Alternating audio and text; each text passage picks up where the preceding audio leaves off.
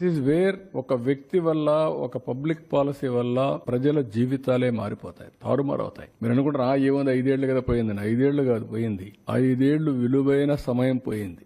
మళ్ళా తిరిగి కోలుకోలేని సమయం. నేను అందుకే చూపించాను అక్కడ 15% గానీ మళ్లీ గ్రోత్ వచ్చుంటే ఎక్కడికి వెళ్ళేవాళ్ళం? ఇన్ని ఇబ్బందులు వచ్చేటివి కాదు. ఇట్ ఈస్ ఏ అందుకనే ప్రజలు ఆలోచించుకొని ఎలాంటి గవర్నమెంట్ ఉండాలి, ఏ విధంగా ఉండాలి, ప్రజల్లో కూడా అవేర్నెస్ తేవడం మా బాధ్యత. అందుకనే ఇంత మునుపు నేను డెవలప్మెంట్ చేస్తూ పరిగెత్తా. మీకు ఎప్పుడు మరి చెప్పలా. 24 గంటలు నేను పని చేసుకుంటూ 13.5% గ్రోత్ వచ్చినా నేను చెప్పలేదు కాబట్టి అందరూ అనుకున్నారు ఇది అందరూ చేస్తారులే, ఎవరు వచ్చినా ఇంకా బాగుంటుంది అనుకున్నారు. ముంచేసే కొందికి ఇప్పుడు అర్థం అవుతుంది. అందుకే 93% స్ట్రైక్ రేట్ ఇచ్చారు. కానీ ఇబ్బందులు ఒకటేసారి అధిగమించలేం కదా. జరిగిన నష్టాన్ని ఇంక 10 ఏళ్లు పడుతుందా, 15 ఏళ్ళు వారు చెప్పిన ఇప్పుడు 9,75,000 వడ్డీ కట్టాలా, రీపేమెంట్ చేయాలా, మళ్ళీ ఆదాయాన్ని పెంచాలా, మళ్ళా వెల్ఫేర్ ఇవ్వాలి. It is a extra Hercules task.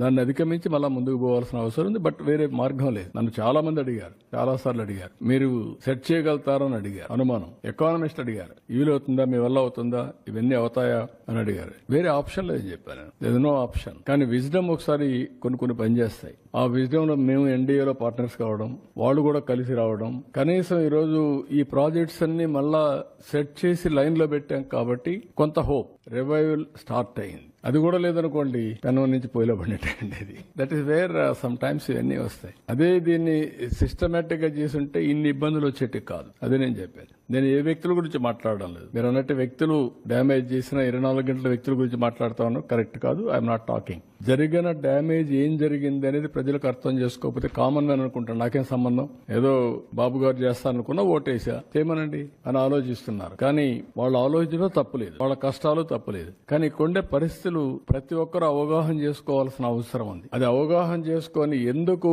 Gujarat లో 5 సార్లు ఓట్లు వేశారు బీజేపీకి? అందుకే స్టెబిలిటీ ఉంది కదా. పంజాబ్ ఓట్లు మార్చుకుంటూ వేశారు. ఏమైంది పంజాబ్ ఇప్పుడు? అదే మరి పంజాబ్ మరి వీళ్ళు కానీ గుజరాత్ కూడా వేసి ఉంటే ఒకసారికి అయిపోయేది. అది కూడా పంజాబ్ గుజరాత్ ని పంజాబ్ చేసేవాళ్ళు, రెండు బీహార్ చేసేవాళ్ళు.